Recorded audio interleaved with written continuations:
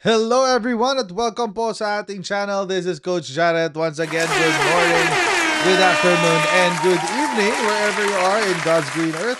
At maraming pong salamat sa inyong patuloy na pagsuporta sa ating channel. Huwag na huwag niyong kakalimutan na mag-subscribe dito po sa Coach Jared Live YouTube channel. Pa-follow rin po tayo sa ating Facebook page, Tambayan ng mga Cocheros.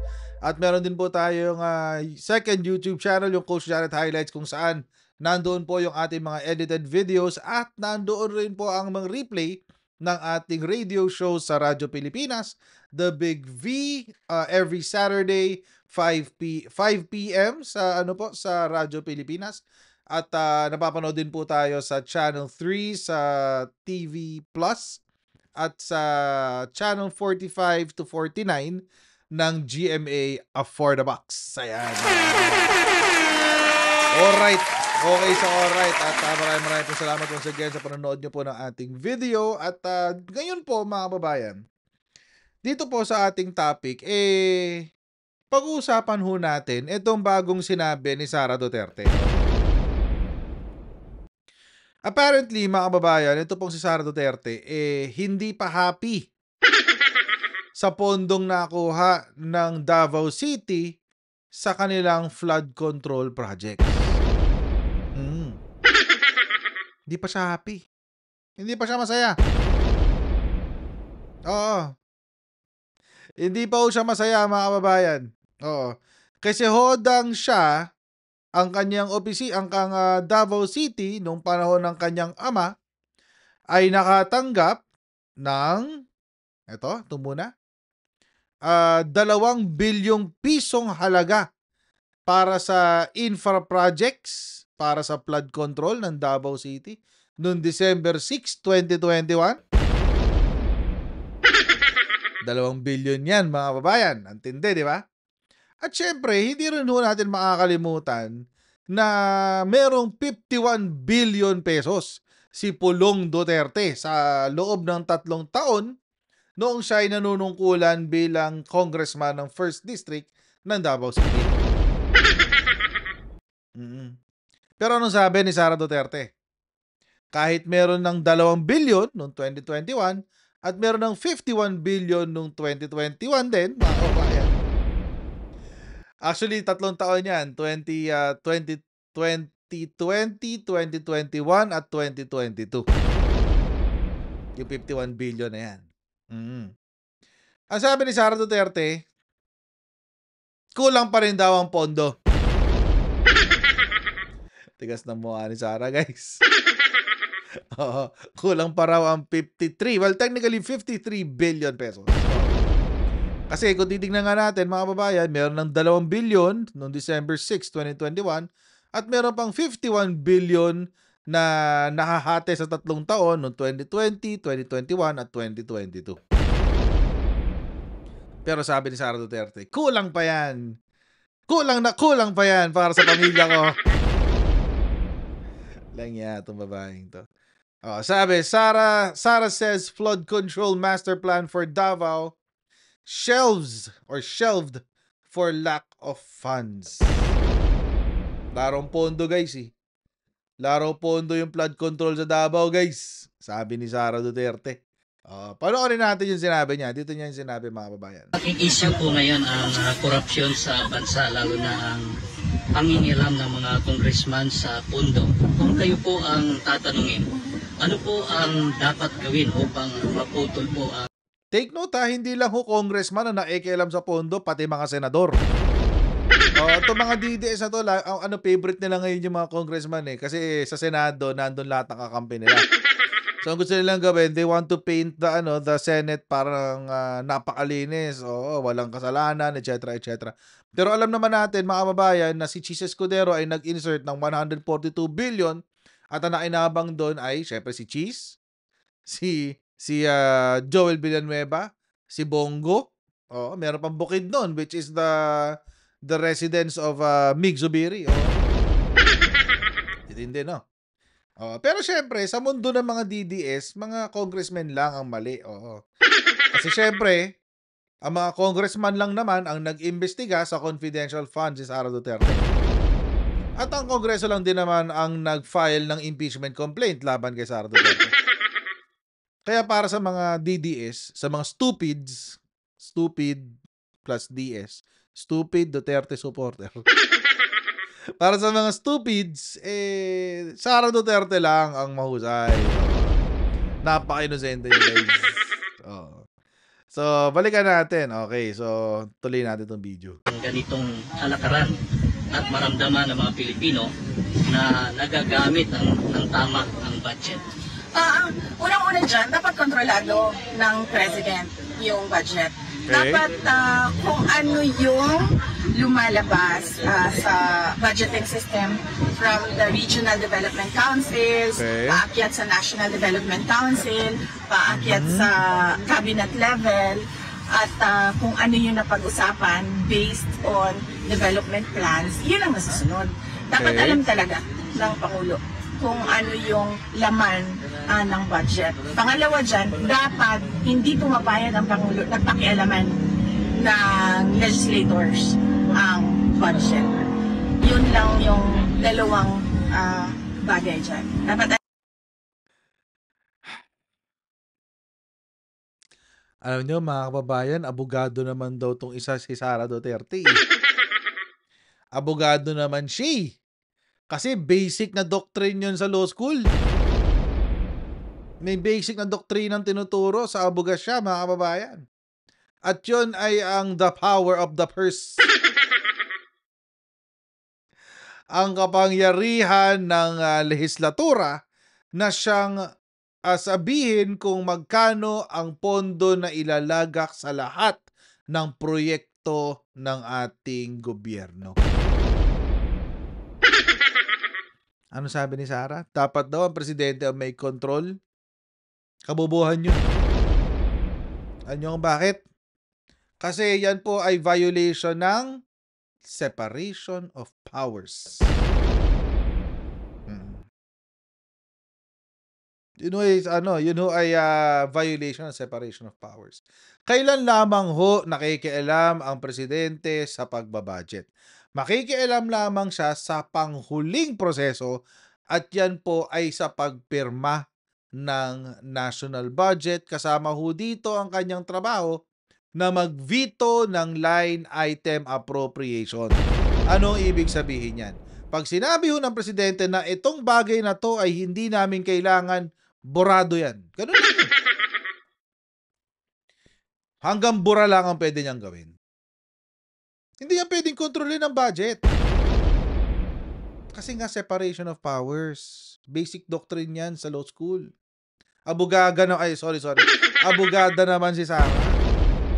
Dapat alam niya yun. Isa pa, basic na doktrina na tinuturo sa mga abogado. The power of the purse. Ang lehislatura ang may kapangyarihan na maglagak ng budget. Kaya nga may issue sa insertions. Kaya nga nagkaka-issue sa insertions, di ba? Kasi nga, yung kanilang kapangyarihan na mag-insert sa budget o pakialaman ang national budget ay absolute. Ibig sabihin, hindi ito pwedeng kunin sa Kongreso hanggat walang bagong konstitusyon. Kailangan ng charter change, guys. Kung gusto nyo baguhin yun. Because it's a constitutional doctrine. Oo.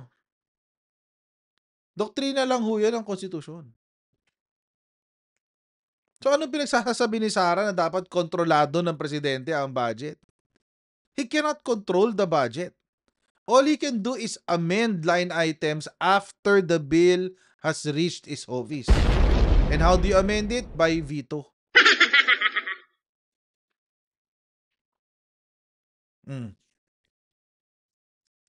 Ngayon, kung gusto ni Sara na na kontrolado ng presidente yung budget, mag-charter change tayo. Oo, charter change tayo, guys. Oo, kailangan baguhin natin ang konstitusyon. Bigyan ng kapangyarihan ng Pangulo na kontrolin ang National Expenditure Plan at ang pagpapasa ng General Appropriations Bill. Wala kasi sa konstitusyon yun eh. Hindi ho pwedeng kontrolin yun ng presidente.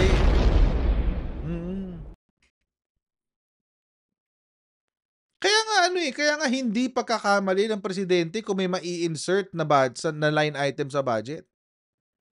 Kaya nga ang korupsyon ay nanggagaling hindi sa pagbabudget kung hindi sa maling pag-execute ng mga proyekto at maling pagbabayad ng pondo. Yun doon nangyayari ang korupsyon. Alam ni Sara Duterte yan, nagnakaw siya ng 612 million pesos. Alam niya yan. Alam niya yan. Expert siya dyan, ninakaw niyang confidential funds eh. Di ba nameke pa nga ng pangalan para makakupit? Oo. Tagal lang mag-design ng Supreme Court. Sana mag-desisyon na ang Korte Suprema. Siguro mga second week ng September lalabas na yung decision ng Supreme Court sa sa impeachment. At magiging controversial na naman yun for sure. Magiging controversial na naman yan. Pero habang wala pa, dapat maintindihan nating lahat ng Pilipino na mali si Sara Duterte sa pagsabi na dapat kontrolado ng presidente ang budget dahil ang budget po ay wala sa kapangyarihan ng presidente. Yan po ay nasa lehislatura, parehong Kongreso at Senado. Kaya nga nakapag-insert si Chis Escudero ng 142 billion eh. Ganun lang kasimple yun, mga kababayan. Pero ituloy din natin kasi meron pa siyang, hindi pa natatapos ang kabobohan ni Sara Duterte. Tuloy natin to. Alam niya kung anong nangyayari. Pangalawa, dapat hindi siya pumapayag na pinapakailaman ng legislators ang budget. Boba talaga, no? Hindi siya pumapayag na pinapakailaman ng legislators ang budget. Boba. Batas kasi yun. Saan ba isinusulat lahat ng batas? Ang General Appropriations Law ay isang batas. So paano ba isinusulat ang isang batas? Di ba mag-uumpisa yan sa lehislatura? Ba't ko ba binoto tong boba na to? Dapat di ko binoto tong boba na to eh. Budol talaga, budol. Tuloy. Ang gobyerno. So, libreng advice na yun sa kanya, diba? So, ayoko na magbigay ng libreng advice, ha? Sige. Huwag ka na magbigay ng libreng advice. Mali-mali naman. Magbibigay ng libreng advice. Mali rin yung libreng advice. Tumigil ka naman. Nahimik ka na lang dyan. Basta na ma'am. Ma'am, sa pag-iikot po ninyo sa iba't ibang bansa, may nakikita po ba kayo na best practices na pwedeng gawin sa bansa kaugnay ang walang katapusang problema sa baha? O kayo po mismo ay may naiisip na solusyon with consultations sa experts? Naku, libreng advice na naman ito. Kaya naman ako ng libreng advice sa administrasyon. Hindi man sila, hindi man ako libre na konsultan ng administrasyon. Siguro dapat gawin nila yung ginagawa ko, di ba? Umiikot ako sa iba't ibang Filipino communities around the world. The overseas Filipinos and the overseas Filipino workers ang pinaka-the best na mga consultants. Kasi sila yung nakatira, nakaikot sa buong mundo, nakatrabaho sa iba't ibang lugar. Alam nila ang best practices. So anong dapat ginagawa natin? Tinatanong natin sila. Ano ba yung nakita ninyo? Ano ba yung pangarap natin para sa ating bayan? Ano ba yung doable doon sa ating bayan na best practices galing sa, sabihin na natin sa Kuwait, sabihin na natin sa Australia, sabihin na natin sa Netherlands. Grabe. Ako mag-charge na ako ng consultation fee sa libreng konsulta ng administrasyon na ito sa akin. Alam nyo mga kababayan, eto si Sara Duterte, nilulusot lang niya yung mga kalokohan niya. Nilulusot lang niya yung sinasabi niya na bumabiyahe ako, tinatanong ko yung mga OFWs para, kasi sila yung nakakaalam ng best practices, blah blah blah blah blah blah. Hindi ko sinasabi na walang alam ang ating mga OFWs. May alam sila, mahuhusay ang karamihan sa kanila. Oo, pero yung kanila pong expertise at experience ay nasasaklaw lamang doon sa trabahong ginagawa nila. Ako po, di po ako OFW. Pero kapag halimbawa po, yung mga kapatid ko na nurse sa UK. Pag tinanong mo siya tungkol sa flood control, malamang sa malamang, hindi rin niya alam ay sasagot niya. Kasi ang trabaho niya ay nurse sa UK. Diba? Anong alam niya sa flood control? Nurse nga siya. Oo. Yung kapatid ko na pharmacy sa Canada. Pag tinanong mo siya sa pagtrabaho niya na pagiging pharmacy sa Canada, marami siyang masasabi kasi pharmacy siya dun eh. Pero kung tatanungin mo siya tungkol sa flood control sa Pilipinas, sasabihin niya sa akin, wala akong alam dyan, ano malay ko dyan? Ganun lang ho yun. Ang expertise po ng ating OFW ay nandoon sa kanilang trabaho. Oo. Huwag mo nalang ilusot yung sarili mo, Sara Duterte, sa katamaran mo. Ginagamit mong panangga, ginagamit mong pangsangkalan ang mga OFWs para sabihin na nagtatrabaho ka, pero sa totoong buhay, hindi ka nagtatrabaho. Wala kang silbi. Sa totoo lang. Oo. May mga OFWs tayo na civil engineer. Ayun, malamang sa malamang. Alam nila yung sasabihin nila sa flood control. Oo, pag civil engineer sila. Oo, di ba? Yun, alam nila yung bawa sino ba, mga OFWs natin na na sikat na civil engineer. Si Palafox yata, alam ko hindi siya hindi na siya naka-base sa Pilipinas. Pero mahusay na civil engineer yun. Mahusay na engineer yun, if not civil engineer. And he knows what he's saying about the flood control sa Philippines. So alam niya yun. Oo. May expertise siya dun. Pero kapag OFWs na hampas lupang tulad ko, na nagtatrabaho lamang, yung expertise namin, nandoon lamang, nakasaklaw lamang sa aming trabaho. Oo. Ikaw, Sara Duterte, VP ka dapat ng Pilipinas. Pero, wala ka sa opisina. Ghost ka nga ghost. Ghost VP. Napakawalang kwenta nito ni Sara Duterte talaga, promise. Ghost VP. Tapos gagawin yung pangsangkalan yung mga OFWs natin para i-justify yung katamaran mo. Yung pagiging walang kwenta mong vice-presidente. May damay yung mga OFW sa kalokohan mo eh. Ano ba yung sagot doon? Yan, ano ba ha? Sa Davao, for example, ang ginawa namin is nagsimula kami sa paggawa ng plano. So, kumuha kami ng international experts. Nasabi ko na ito noon sa Duterte's Lead. Kumuha kami ng international experts. Okay. Kumuha kami ng IM for Davao, Infrastructure Modernization for Davao. So, nakalatag doon ano yung mga infrastructure projects na kailangan gawin ng Davao City. Isa doon is flood control and drainage system. Kasi nga antiquated na yung drainage system ng Davao City, tapos mabilis yung urbanization. So kailangan sumusunod din yung flood control projects. Tsaka updating ng drainage system. Pagkatapos noon, nung lumabas doon sa IM for Davao, Infrastructure Modernization for Davao, na mga listahan ng mga ayaw ko ninyong biyahe!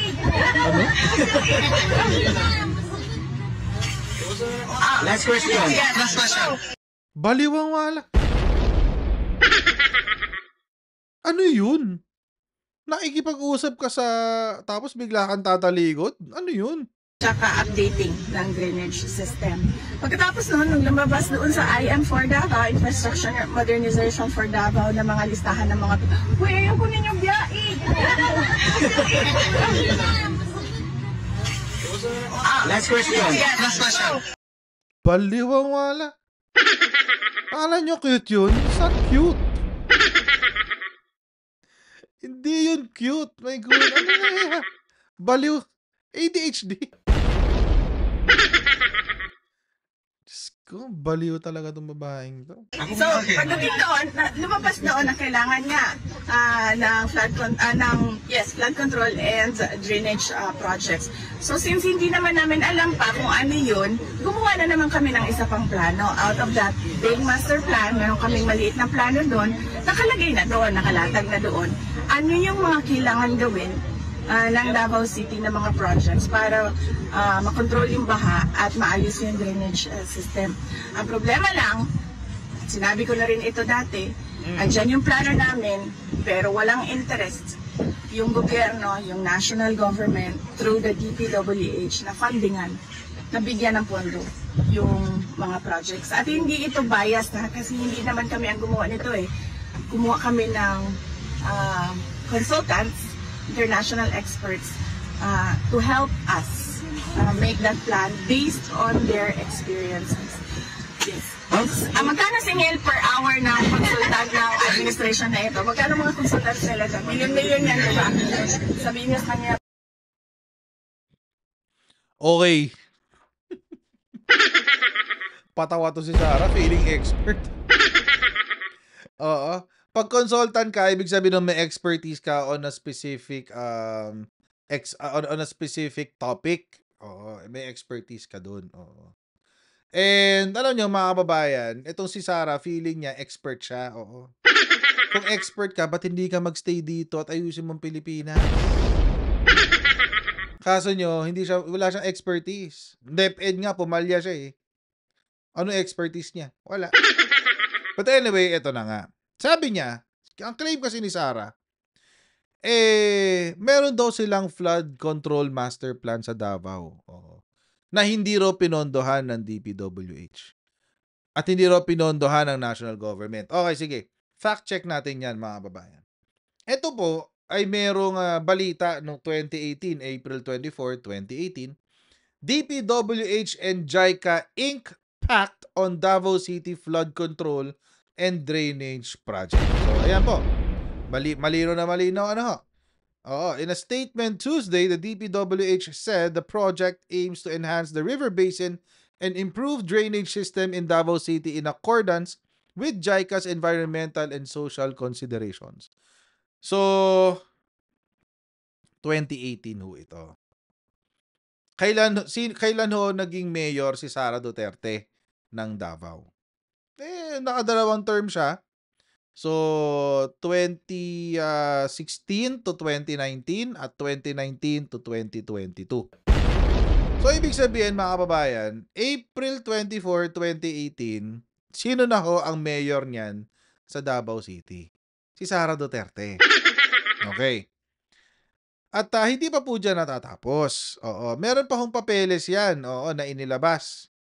Noong April 4, 2019, Special Order Number 32 ng DPWH, kung saan nagsasabi na bubuo sila ng steering committee para sa flood control master plan ng Davao City. Ayan, Oo, 2019 yan, May 15, 2019. Okay. Yan. That is, mga babayan, 1 year after magpirmahan sila ng Memorandum of Understanding, MOU. After 1 year, saka palang gumawa ng steering committee. 2019 na. Oo. Ngayon, mga kababayan, kung 2018 at 2019 nag-umpisa yung steering committee for the flood control master plan, ang sinasabi kasi ni Sara Duterte, ayaw daw pondohan ng national government. Tayo naman, ina-assume natin na yung national government ng Marcos administration. Mga kababayan, kung titignan nyo to, 2018 nag-umpisa yung proyekto, 2019 doon pa lang sila bumuo ng steering committee. What does that tell you? This project was not even under the Marcos administration. Nag-umpisa ho ito, wala pa sa Marcos administration. So, sinong hindi nagpondo? Ang hindi nagpondo, you guessed it, ay ang tatay mismo ni Sara Duterte. Hindi niya pinondohan yung flood control master plan. Anong pinondohan niya? Ang pinondohan niya ay yung Davao City lang. Yun, 2021. 2 billion noong 2021 at itong pinakamalala, 51 billion noong 2020, 2021 at 2022. Di ba? Lupit-lupit. Ang lupit-lupit. Pero kahit pinondohan na ng around 53 billion pesos ang flood control project ng Davao City, 265 areas pa rin sa Davao City ang binabaha. Ay, nako, ang lala. Tigas na mukha ni Sara Duterte na. Kulang pa raw 53 billion, guys. Kasi sabi ni Sara Duterte, hindi raw kasi pinondohan eh. yung flood control master plan. Anong hindi pinondohan? Meron silang 2 bilyon noong 2021 at 51 billion simula 2020 hanggang 2022. Parang hindi pinondohan. Sinungaling no? Sinungaling si Sara Duterte. Napakasinungaling ni Sara Duterte. At mukhang kailangan pa niya na kailangan pa niyang dagdagan ang budget. At hindi pa nagtatapos diyan ang kapal ng mukha ni Sara Duterte. Sabi ni Sara Duterte, sabi kasi ni PBBM, di ba? Gusto raw niyang magkaroon ng lifestyle check sa lahat ng government officials sa Pilipinas. Di ba yung sabi niya? Sabi ni Presidente yan. Sumagot dito ngayon si Sara. Ano sabi ni Sara? Hindi lang dapat dapat to deep dive hanggang sa damis ng mga politiko. Dapat nila lifestyle check. Sabi ni Sara. Ang baliw May tsura niya baliw. Sabi niya, oo, dapat lang. Hindi lang yung elected public officials. Pati mga appointed public officials. Natural. Oo, natural. Oo, lahat talaga yan. Oo, lahat yan. Kasama ka dyan, uy. Dapat ikaw rin magpa-lifestyle check, Sara Duterte. Oo. Dapat ikaw din. Tapos gusto pa niya, hindi lang yung on the surface lang daw dapat.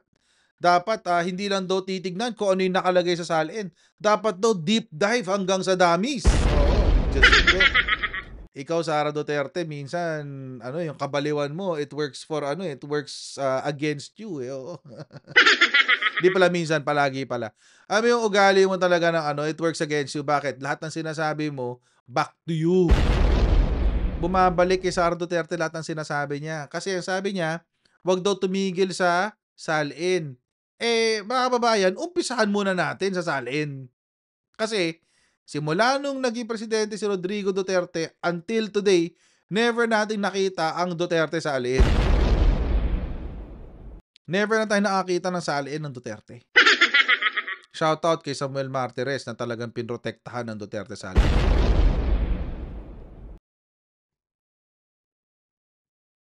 Diba? Umpisahan mo na, Sara. Gusto mo naman pala pangunahan mo na. Magbida-bida ka na ngayon, Jollibee. Oo. Paka-Jollibee ka na ngayon. Unahan mo na, labas mo na yung salin mo. Tapos, alam nyo maganda, i-lifestyle check din, si Kitty. Oo. Magandang i-lifestyle check si Kitty Duterte. Alam nyo kung bakit? Alam nyo naman. Goyard na bag, 120,000. Dior na bag, 350,000. Hermes na bag. Saan na yung Goyard? Ito yun yan Goyard, Dior. Yan. Ano pa? Hermes na bag, 1.3 million pesos. Grabe, no? Top handle, Chanel daw, 400,000 pesos na bag. Extra bag pa, 200,000 pesos na extra bag. Hermes na bag, Kelly 25, 1.25 million pesos. Hermes na Constance bag, 890,000 pesos. Yan ang dami. Oo. Diba? Daming pera. Yan ang dami. Oo, daming pera Mukhang pinagtaguan to ng pera Oo, Ito pa, yung pendant. Pendant. Ayan. Magkano ba to? Saan yun? Tiffany Knot. Tiffany. Mahal yan. Tiffany yan Oo. Magkano? $7,800, guys. Oo, grabe. Milyones. $7,800. Grabe. Oo. Grabe. Mukhang dami to Itong si Kitty Duterte, daming pera. Daming kurakot. Daming kurakot na pera. Oo, kaya mga kababayan, nung nagkaroon ng total of 53 billion pesos na budget ang Davao City, bumaha talaga. bumaha ng pera sa bulsa. Oo, bumaha ng pera sa bulsa ng mga Duterte. Kaya ho dapat talaga i-lifestyle check ang mga Duterte. Lifestyle check na agad. Ngayon na. Oo. Para makita na natin kung gaano kalayo ang sweldo ng mga Duterte sa kanilang karangyaan. At doon makikita natin ang kanilang katiwalian. Lifestyle check na. Gora na. Gusto mo pala deep dive eh. 'Di ba, Sarah? Unahin na natin sa inyo, sa pamilya mo. Oo, para masaya. But at the end of the day, mga kababayan, ang sinasabi ni Sara Duterte, kulang pa raw ang perang nailagak sa Davao City para resolbahin ang flooding issue ng kanilang lugar. Kung kulang pa ang 2 billion noong 2021 at 51 billion over 2020 hanggang 2022, anong enough? What will be enough, Sarah? When will it be enough? Oo. Kailan ka titigil sa pagiging corrupt? Sara Duterte, yung mga Duterte family. Kailan kayo titigil sa pagiging corrupt? Ha? Kasi, hindi na kayo naawa sa mga tao sa Davao City. Nahihirapan sila habang kayo nagpapayaman sa kanilang paghihirap.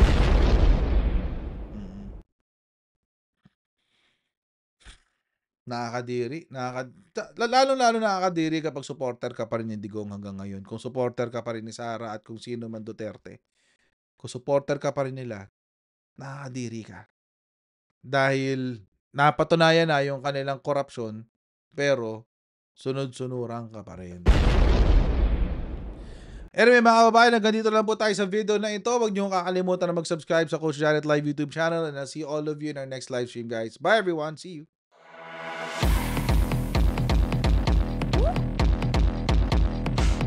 Pag ganun, huwag natin gawing tanga mga Pilipino. Mas maganda kasi nasa lugar ka ng tama kaysa yung pinipilit mo yung pagkakamali.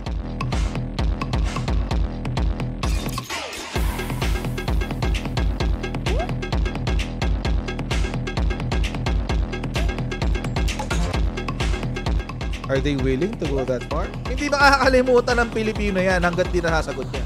Sino ngayon nagsasabi ng totoo?